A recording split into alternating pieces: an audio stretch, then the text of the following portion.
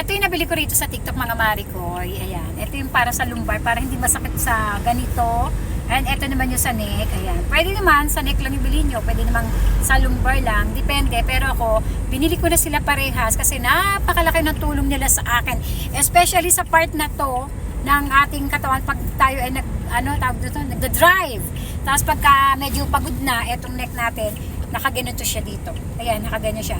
Nare-relax ka dito sa balikat mo. Sobrang relax. Ang ganda kasi na quality nito. And then, eto naman sa lumbar natin, ganito itsura niyan. Ayan. Eto yung sa lumbar, kita nyo. Diba? Ang laki pa curve. Tapos ang ganda ng quality niya. Sobrang ganda ng quality niya. Tingnan nyo. Parang eto yung sa likod natin, oh. Diba? Napoprotectionan niya rin yung sa likod natin. And may curve sa part na to. Ayan. And dito yung curve, and eto, napoprotectionan yung sa may balakang natin. Sobrang ganda. Tapos eto, saktong-sakto siya sa part na to ng balikat at leg natin, yung connecting yan. Tingnan nyo. Sobrang relaxing.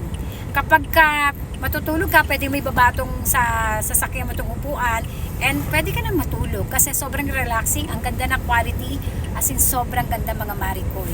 Ayan, kung gusto nyo, laki sa Yellow Basket kung saan ko siya nabili.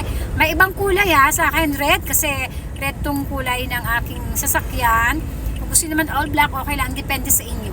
Sobrang laking tulong at ang ganda ng quality. Lagay ko sa Yellow Basket kung saan ko ito nabili, doon kayo bumili sa pinagbilihan ko.